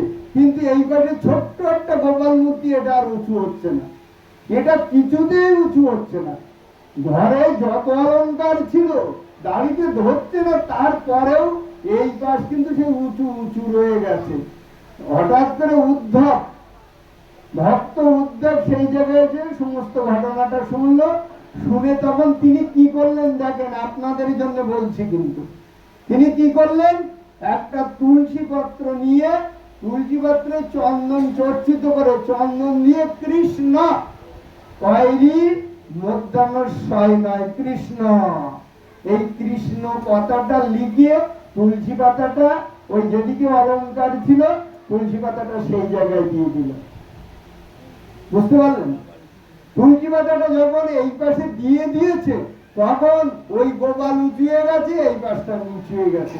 আচ্ছা, এত অলঙ্কার দিল তাও এই পাশটা নিচু হলো না, একটা তুলসী পাতায় শুধুমাত্র একটু কৃষ্ণ এই লিখে দিয়ে দিল আর উঁচু হয়ে গেল। ওই যে কৃষ্ণ, শাস্ত্রে বলেছে আমার থেকে আমার নাম বড়, কৃষ্ণ নিজেই বলেছে আমার থেকে আমার নাম বড়। সেই নাম কিন্তু হাজার হাজার জায়গায় হচ্ছে, তাহলে কৃষ্ণ নামটা লিখে দিয়েছে, সেই জন্য ও নিজে মূর্তি, নিজে ছোট হয়ে গেছে, কৃষ্ণ বড় হয়েছে। এই হচ্ছে নামের মহত্ব, এই নামের দায়িকা শক্তি। আজকে চিন্তা করুন আপনারা, ভক্ত হরিদাস, হরিদাসের নাম শুনেছেন না? হরিদাস কে? স্বয়ং ব্রহ্মা। ব্রহ্মা হরিদাস রূপে কলিতে এসেছে, কারণ অভিশাপ ছিল না। তিনি ভগবান কৃষ্ণকে বিশ্বাস হচ্ছিল না, ভগবান ওইটুকু বাচ্চা, নন্দের শুধু নন্দের পুত্র ওকে ভগবান হতে পারে? হ্যাঁ, ওইটুকু। তাই নবলক্ষ ধনু সমস্ত গরু কি গুহার ভিতরে ঢুকিয়ে রেখেছিল, সব মাকে খুশি করবার জন্য। আর এই মায়েরা, আপনারা হয়তো সেদিন কিন্তু দাম বসুদাম সুবল শাখা, আপনারা তাদের মা, আপনাদের তাদেরই যখন ঘটে গোষ্ঠে পাঠাতেন গরু চড়াতে, আপনারা মনে মনে চিন্তা করতেন যে আমার সন্তান তো আছে, কিন্তু কৃষ্ণের মতো যদি আমার একটা সন্তান হতো। কি কথা চিন্তা করুন, তার সন্তান তার তো আছে, কিন্তু কৃষ্ণ তো এ ঘর থেকে দবি চুরি করতো, ও ঘর থেকে সন্দেশ চুরি করতো, ও ঘরের বাছুরটা সে গরুর মুখে দিয়ে দিত, এত আকাশ করতো। তারপরে মনে মনে আপনারা চিন্তা করতেন আমার সন্তান যদি একটা কৃষ্ণের মতো সন্তান হতো। হ্যাঁ, গোপীগণ যখন ব্রত করেছিল সবাই চেয়েছিল না কৃষ্ণ যদি আমার স্বামী হতো? এই দামোদর মাসে ওটা হবে, এখন নয়। এবার মায়েরা ওই যে চিন্তা করেছে, আজকে যখন আমার ব্রহ্মা সবকিছু চুরি করে রেখেছে, তুমি কেমন ভগবান, তোমাকে আজ আমি পরীক্ষা করব, দেখব তুমি নন্দের ছেলে কেমন কৃষ্ণ। সব গুহার ভিতরে ঢুকিয়েছে কৃষ্ণ সন্ধ্যাগত, কাউকে পাচ্ছে না, অন্তর্যামী ভগবান, তার কি বুঝতে বাকি? কিন্তু ভক্ত বাঞ্ছা কল্পতরু, ভক্ত যদি বাঞ্ছা করে কল্পতরু বৃক্ষের মতো তিনি দিয়ে দেন। তাই আপনারা ভক্তরা মায়েরা মনে মনে কৃষ্ণের মতো সন্তান আশা করেছিলেন, তাই কৃষ্ণ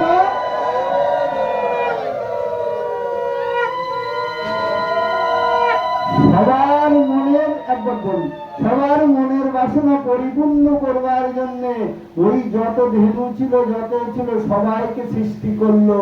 তিনি তো সৃষ্টিকর্তা, সবাইকে সৃষ্টি করেছে। একটা বছর বুঝতে পারেনি, এবার মায়েদের মনোবাসনা পূর্ণ করেছে। কৃষ্ণ তো নিজে সেজেছে, নিজের অঙ্গ থেকে একা, ওই বহু সুবল শাখা সেজেছে, ওই কি সুদাম সেজেছে, বসুদাম সেজেছে, সবাই সেজেছে। এবার যখন ব্রহ্মা এসেছে, ব্রহ্মা এসেছে, দাড়ি কি করেছে, রোগ কি ব্রহ্মাকে আটকে দিয়েছে। ব্রহ্মাকে বলছে যে কে তুমি, এখানে দাঁড়াও। বলছে আমি তোমাদের রাজা ব্রহ্মা, আমাকে ভিতরে যেতে দাও, আমার সিংহাসন খালি আছে, আমি সিংহাসনে বসবো, ওখানকার রাজা আমি। তা বলছে আমাদের রাজা তো সিংহাসনে বসে আছে। বললে কেমন সিংহাসনে রাজা বসে আছে? তখন তাকে ভেতরে নিয়ে গেল, দেখলো চতুর্মুখী ব্রহ্মা, পঞ্চমুখী ব্রহ্মা, শতমুখী ব্রহ্মা, সহস্রমুখী ব্রহ্মা। ব্রহ্মা তখন বুঝতে পারলো যে অনাদির আদি নন্দ সুত কেন অখিল দশরাজ, তিনি পরমেশ্বর ভগবান শ্রীকৃষ্ণ। কেন ভগবান? তখন তার পায়ে আচার্যকে বলল আমার অপরাধ হয়ে গেছে, আমার অপরাধ মার্জনা করে দাও প্রভু। বলছে অপরাধী যখন করেছিস শাস্তি তোকে নিতে হবে, যবনের ঘরে তোকে জন্মগ্রহণ করতে হবে। যবন মানে অন্য কেউ নাই, কৃষ্ণ নামের সঙ্গে যারা বিচ্ছিত আছে, যারা সেবা করে না, পুজো করে না, নাম যাগ যজ্ঞ ব্রত সাধন কিছুই করে না, তারাই যবন।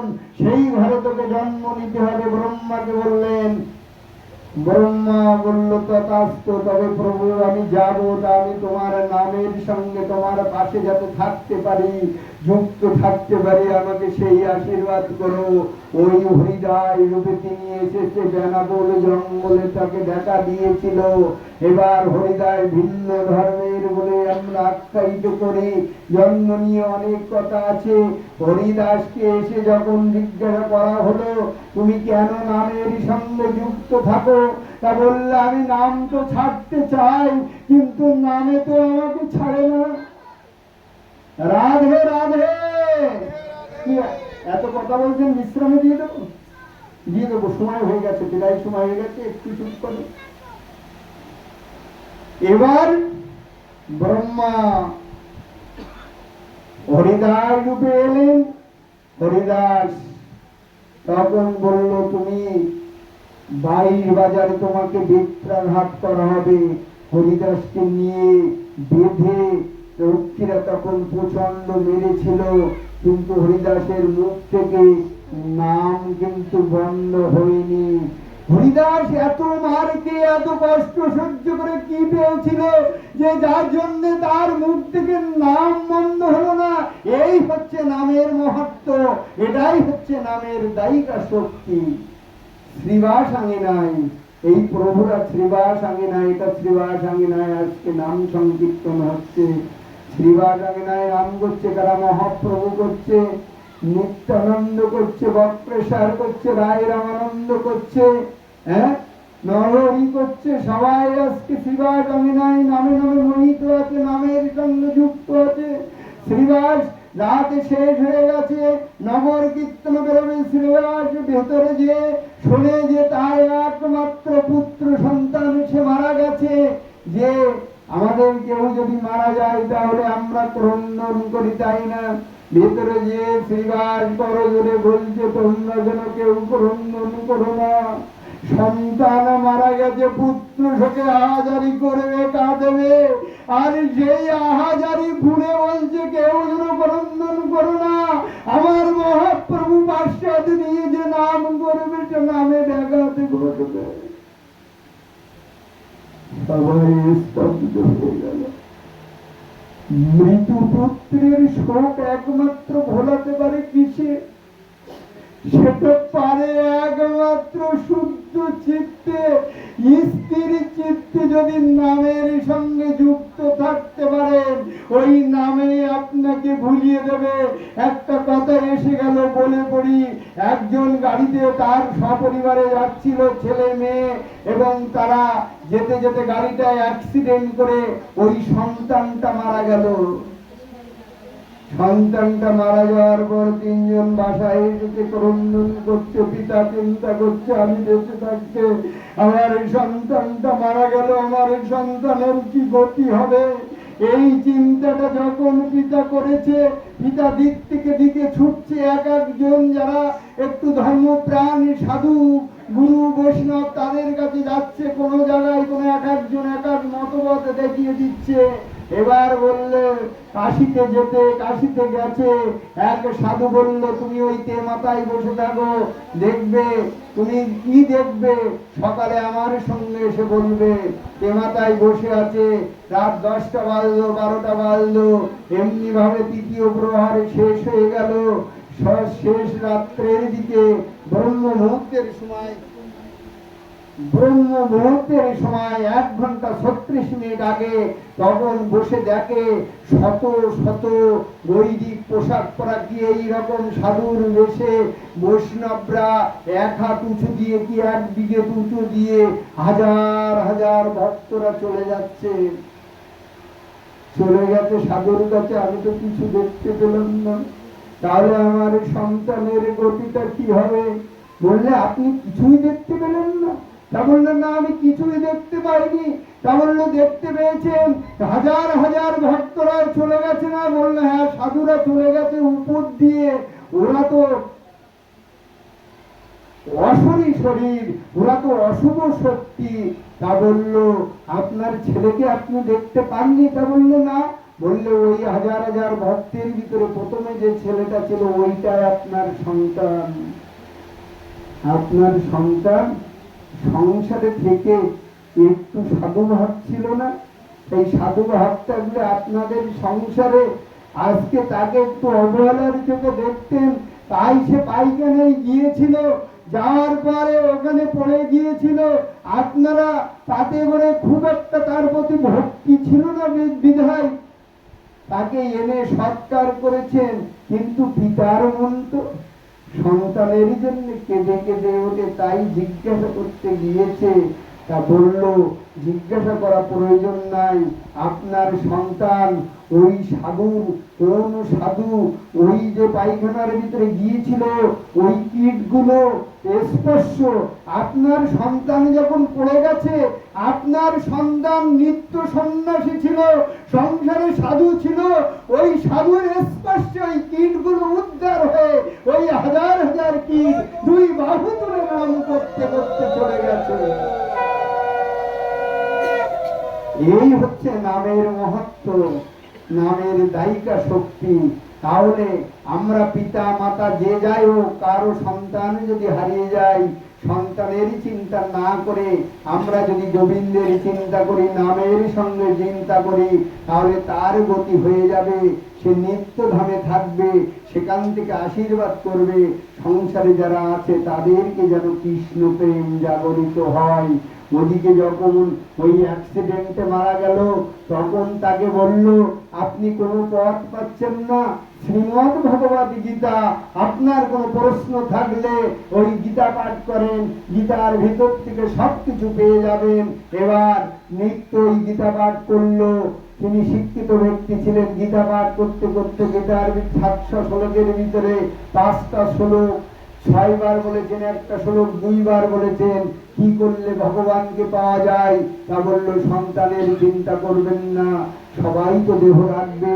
আজকে প্রধানমন্ত্রী নাম করা তারাও চলে গেছে, আজকে সিদ্ধ পুরুষ সাধু পুরুষ সবাই চলে গেছে, মানুষ মরণশীল। আর ওই চিন্তা আমরা করব না। আমরা চিন্তা করব কিসের চিন্তা? আমরা চিন্তা করব আরাধ্য দেবতার চিন্তা, আমরা চিন্তা করব গোবিন্দের চিন্তা। আমরা নামের সঙ্গে যুক্ত থাকব, আমরা সেবার সঙ্গে যুক্ত থাকব, আমরা ভজনের সঙ্গে যুক্ত থাকব। কিছু যদি করতে না পারি, গুরু আশ্রিত হয়ে এমনি সাধু সঙ্গ করে সাধু সেবা দিয়ে নামের সঙ্গে যুক্ত থাকলে আপনিও উদ্ধার হবে, তারাও উদ্ধার হবে। এখান থেকে 3 দিন আগে আমার বাজারে আমাকে একজন ধরেছে, ধরার পরে বলছে বাবা এই তোমাদের বৈষ্ণবদের আচরণ আমি কিছু বুঝতে পারি না। তোমাদের বৈষ্ণবকে কারো 11 দিনে শ্রাদ্ধ, কারো 15 দিনে শ্রাদ্ধ, কারো 1 মাসে শ্রাদ্ধ, এমনটা কেন? এর শাস্ত্রে বিধানটা কি? তা বললো। আমি তখন তাকে জিজ্ঞাসা করলাম বাবা আপনি সকালে ঘুম থেকে উঠে ঈশ্বরের ডাকেন, ওই যেটা আপনাদের বললাম ওটা কি করেন? তা না। আপনি গীতা পাঠ করেন? না। আপনি নাম করেন? না। আপনি সাধু সঙ্গ করেন? না। আপনি সাধু বৈষ্ণব গুরু তাদের সেবা দেন? না। সব কিছু যখন বললো না। আপনি একাদশী ব্রত পালন করেন? না। আমি এইসব কিছু যদি না করেন তার কার কবি শ্রাদ্ধ, ওসব আপনার দরকার নাই। আপনি নিজের শ্রাদ্ধর চিন্তা করেন। নিজের শ্রাদ্ধর চিন্তা করতে গেলে আপনাকে এই নামের সঙ্গে যুক্ত থাকতে হবে, সাধু সঙ্গ করতে হবে, আপনার যজ্ঞের কর্ম করতে হবে।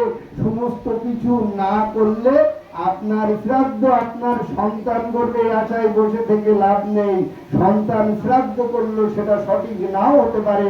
আপনি এই প্রভুদের মতো এই যুক্ত থাকলে আপনার সন্তান যদি শ্রাদ্ধ নাও পারে, আপনি শেষের দিনে ওই অনাদিরাদি গোবিন্দের পাদপদ্ম পাবেন। এইভাবে একটু একটু করে আমাদের দোষগুলো এড়িয়ে আমরা যাতে ভালোর পথে আসতে পারি সেই চিন্তাগুলো করুন। সমালোচনা করবার দরকার নেই, কাউকে সাধু দেখলে অবহেলা কটূক্তি করবার দরকার নেই, হিংসা করবার দরকার নেই। তাকে সাধুবাদ জানান যে আমি হতে পারছি না, তুই হয়েছিস বাবা, এই 10টা টাকা নিয়ে তুই গোবিন্দের সেবা দিস, তুই হাত দিয়ে দিলে আমার হয়তো একটু কাজ হবে। এমনি ভাবে তাদের কাছে আপনি তাদের শরীক হন, তাদের যুক্ত থাকুন, দেখবেন অন্তিমে সবকিছু পেয়ে যাবেন। আমি 5-7 মিনিটের ভিতরে পাঠ শেষ করে দিচ্ছি। দেখুন, একটা ভক্তের লীলা একটু না বললে আজকের দিনে অন্তত একটু ভক্তে ভগবান বললেন যে আমার দিকে কি, আমার নাম বলো, তার থেকে ভক্ত বলো, ভক্তের থেকে ভক্তের পদধূলি বলো। তাহলে সেই ভক্তের পদধূলি, ভক্তের সঙ্গ সম্পর্কে আমাদের কিছু বলতে হয়। যেমন আজকে চিন্তা করে দেখুন, বৃন্দাবনে অনেকে গিয়েছেন, বৃন্দাবনে নিধুবনে অনেক গাছ আছে, কিন্তু এই গাছ থেকে একটা গাছ একদিন রাস্তার উপরে মাথা নুয়ে পড়লো। ওই গাছটা ধরেন মাথাটা নিচের দিকে দিয়ে এই রাস্তাটা, তখন বৃন্দাবনে লক্ষ লক্ষ ভক্তরা নিধুবনে যায় দর্শন করতে। এবার গাছটা যখন পড়ে গেছে, তখন যারা ওই দায়িত্বে আছে তারা চিন্তা করেছে যে আমরা এই গাছটা কেটে ফেলবো। পরপর 2 দিন দড়ি দিয়ে বেঁধে রাখলো, কিন্তু দড়িটা কেটে আবার চলে আসে। এবার চিন্তা করেছে যে গাছটা কেটে ফেলবো। গাছটা কেটে ফেলার কথা যখন চিন্তা করেছে, রাত্রে দর্শন পাচ্ছে। যেমন এই ঘরে যিনি পরিযুক্ত করেন, যিনি এই গৃহের সেবা দেন, তার সঙ্গে কিন্তু একটা যুক্ত হয়ে যায়। এবার রাত্রে দর্শন পাচ্ছে যিনি আচার্য, তাকে দর্শন দিয়ে বলছে যে দেখি দেখ, আমরা নিধুবনে যে গাছগুলো আছি, আমরা গাছ নয়, আমরা সবাই গোপী। গোপীকে যারা কৃষ্ণ ভজন করে তারা গোপী, পুরুষ ছেলে মেয়ে ছেলে বলে কোনো কথা নাই। আপনারা সবাই যারা কৃষ্ণের প্রতি ভক্তি বিশ্বাস আছে তারা কিন্তু গোপী। তা আমরা গোপী, কৃষ্ণের সঙ্গে, অষ্টসখীর সঙ্গে আমরা, আর ওই 64 মঞ্জুরির সঙ্গে আমরা কৃষ্ণের লীলারস আস্বাদন করি, চলি। তা আমি আর মাত্র 2 দিন পরে দেহ রাখবো, আর 2 দিন পরে দেহ রাখবো। তা আমি সেই জন্য আপনার কত অপরাধ হতে পারে, আমার পাপ জন্মাতে পারে। তাই এই রাস্তা দিয়ে লক্ষ লক্ষ ভক্তরা এই রাস্তা দিয়ে যাচ্ছে, তাই আমি মাথাটা নুইয়ে দিয়েছি ওই ভক্তের পদধূলিতে সিক্ত হয়ে আমার পাপ তার যেন দূরীভূত হয়ে যায়। এটাই হচ্ছে ভক্তের পদধূলি। তাই কোনো সাধু সঙ্গ করতে গেলে ভক্তর পদধূলি, গলাগলি এগুলো করতে হয়। মায়েরা মেয়েদের করবেন, বাবারা বাবাদের করবেন। কোনো মা কোনো বাবার কলাকলি করার দরকার নাই, এগুলো সমাজে বাস করি, দেখতে খারাপ লাগে। সেই জন্যে আপনারা এই পদধূলি নেবেন। একদিন গঙ্গায় স্নান করলে আমাদের কি হয়, আমাদের পাপ তাপ সবকিছু দূরীভূত হয়ে যায়, তাই না? আমরা সুদূর গঙ্গায় চলে যাই স্নান করতে, কত পয়সা ব্যয় করে। একদিন গঙ্গা দেবী গঙ্গার ঘাটের উপরে কাদা এধার ওধার গড়াগড়ি খাচ্ছে। গঙ্গা দেবী যখন ঘাটে গড়াগড়ি খাচ্ছে, শত শত ভক্তরা এসেছে গঙ্গায় স্নান করবে বলে। তা বলছে, ও মা গো, তুমি কেন এই কাদায় গড়াগড়ি খাচ্ছ মা? বললো, আমি গঙ্গা আমাকে অবগাহন করে, আমাকে স্নান করে তোমরা পাপ তাপ সব ধৌত করো। কার পাপে কি হয়েছে আমি বলতে পারি না, আমার তো পাপ জন্মাতে পারে। তাই যদি কোনো পাপ হয়ে থাকে, তাই লক্ষ লক্ষ ভক্তের এই সিক্ত কাদায় গড়াগড়ি গিয়ে আমার পাপটা মোচন করবার জন্য আমি গড়াগড়ি খাচ্ছি। গঙ্গা দেবী ভক্তের পদধূলির বাঞ্ছা করে, আশা করে। আমার গোবিন্দ দাস মহাপ্রভু একদিন সবাইকে কল্পতরু বৃক্ষের মতো দান করছে। গোবিন্দ দাসকে ডেকে, যে গোবিন্দ তার পদসেবা না করলে মহাপ্রভুর ঘুম হয় না, সেই গোবিন্দকে ডেকে বলছে, গোবিন্দ তুই আমার কাছে কি চাস? বললো, আমি কিছু চাই না প্রভু, আমাকে ভিক্ষাবৃত্তি করে যেন জীবন যাপন করতে পারি সেইটুকু তুমি আশীর্বাদ করো। আমরা হলে কি চাইতাম? বড় বাড়ি চাইতাম, গাড়ি চাইতাম, মেয়ের ভালো জায়গায় বিয়ে চাইতাম, ছেলের বড় চাকরি চাইতাম, কত কিছু চাইতাম। আর গোবিন্দ দাস মহাপ্রভুর সেবা করে মহাপ্রভুর সঙ্গে থেকে সে চাইলো যাতে ভিক্ষা বৃত্তি করে দিনাতিপাত করতে পারে। আমাদের জন্য কি শিক্ষা দিয়ে গেল গোবিন্দ দাস? গোবিন্দ দাসকে মহাপ্রভু জিজ্ঞাসা করলো, এত কিছু থাকতে তুই ভিক্ষা বৃত্তি করে কেন জীবন যাপন করতে চাইছিস? বললে, প্রভু গো, আজকে তোমার বাড়িতে ভিক্ষা করতে, এক বাড়িতে ভিক্ষা করতে যাব, সে দিল না, সে গালাগালি দিল। আর এক বাড়িতে কিছু দিল, আর এক বাড়িতে ভৎসনা করলো। এমনি ভাবে আমি সদা সর্বদা শয়নে স্বপনে নিদ্রা জাগরণে যাতে তোমাকে স্মরণে রাখতে পারি, তোমাকে মনে রাখতে পারি, তাই আমি ভিক্ষা বৃত্তি করে জীবন যাপন করতে চাইছি। আজকে যেখানে যোগ্য হয়, একদল শত শত ছেলেরা কি করে, তারা ভিক্ষা বৃত্তি করতে বেরোয়। কারো দোকানে গিয়ে বলে, বাবা আমরা যজ্ঞ করব, আমাদের কিছু পয়সা দাও। এক দোকানদার বলে, তোমাদের খেয়ে বসে কাজ নেই, যজ্ঞ আর কত করবে, দলে দলে আসছে, আমরা আর পয়সা দিতে পারছি না, যাও চলে যাও, অন্য জায়গায় দেখো। আর এক জায়গায় গেলে হয়তো 10টা টাকা দিল, আর এক জায়গায় দিল কত প্রশ্ন করে 1টা টাকা দিল। এমনি ভাবে লোকের একের পর এক বাড়িতে যে ভৎসনা গালাগালি নিয়ে ওই কচি ছেলেগুলো, ওই ছেলেরা তারা ভিক্ষা বৃত্তি করে একটা যজ্ঞ অনুষ্ঠান করেছে। কিসের জন্য যজ্ঞ অনুষ্ঠান করছে? অনুষ্ঠান করছে শত শত ভক্তরা এখানে আসবে, তাদের পা ধৌত করবে, তারা এখানে প্রসাদ পাবে, তারা সাধুগুরু বৈষ্ণব আসবে, তাদের বৈষ্ণবের পদধূলি করবে। কোন বৈষ্ণবের পদধূলিতে আমার ভিতরে কৃষ্ণ প্রেম জাগরিত হবে এটা তো আমি বলতে পারি না। তাই ওই ছেলেরা আসে, তাদেরকে আপনারা ভক্তরা একটু আশীর্বাদ করবেন। ওরা যেভাবে এই অনুষ্ঠান করছে, যজ্ঞ করছে, যেন অন্যভাবে করতে পারে। আজকে দেখুন, তাই গোবিন্দ দাস ভিক্ষা বৃত্তি চেয়ে নিয়েছিল মহাপ্রভুর কাছ থেকে। আজকে ওই গোবিন্দ দাস একদিন মহাপ্রভুকে সেবা দেওয়ার পর মহাপ্রভু তাকে পরীক্ষা করবার জন্য স্মরণে পড়েছেন। এই দরজার কাছে এমন ভাবে স্মরণে পড়েছেন যে তার পদসেবা করতে গেলে গোবিন্দ দাস তাকে ডিঙিয়ে যেতে হবে। এবার গোবিন্দের ডিঙিয়ে ওই পাশে যে তার পদসেবা করার পর মহাপ্রভু ঘুমিয়ে পড়ল। মহাপ্রভু ঘুমিয়ে পড়েছে, সন্ধ্যা আগত। মহাপ্রভু জিজ্ঞাসা করছে, গোবিন্দ তুই প্রসাদ পেয়েছিস? বললেন, না প্রভু, তুই প্রসাদ পাসনি, কেন এখানে বসে আছিস? আর তুই এলি বা কি করে বসে? বললে, মহাপ্রভু তোমাকে ডিঙিয়ে এসেছি, আমাকে ডিঙিয়ে এসেছি, তোর পাপ হয়েছে না? আমি জানি আমার পাপ হয়েছে, আমার নরকে স্থান হবে, তাতে আমার কোনো দুঃখ নাই মহাপ্রভু। তোমারই সেবা না করলে যে তোমার ঘুম হবে না, তাই তোমার সেবার জন্য আমি পাপ নিতে রাজি আছি, আমি নরকে যেতেও রাজি আছি। তাহলে আবার কেন ডিঙিয়ে গেলেন না? ওটা আমার ব্যাপার, তাই আমি যাইনি। এই হচ্ছে ভক্ত। আপনারা সেই ভক্ত হয়ে যান।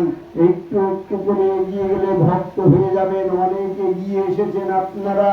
আপনারা জানেন, কৃষ্ণচন্দ্র পরমেশ্বর ভগবান কৃষ্ণের একদিন শিরোপীড়া হয়েছে, মাথায় পীড়া করছে এবং মাথায় যন্ত্রণা করছে। বললে, কি করলে সারবে? তা বললে, ভক্তের পদধূলি, ওই ভক্তের পদধূলিতে সেরে যাবে। ভক্তের পদধূলি সবার কাছে গেছে, কেউ ভক্তের পদধূলি দিচ্ছে না। আপনারা কি দেবেন? কৃষ্ণের মাতার ব্যথা সেরে যাবে আপনাদের পদধূলিতে, কেউ দেবেন পদধূলি? চেয়েছে, কেউ দেয়নি।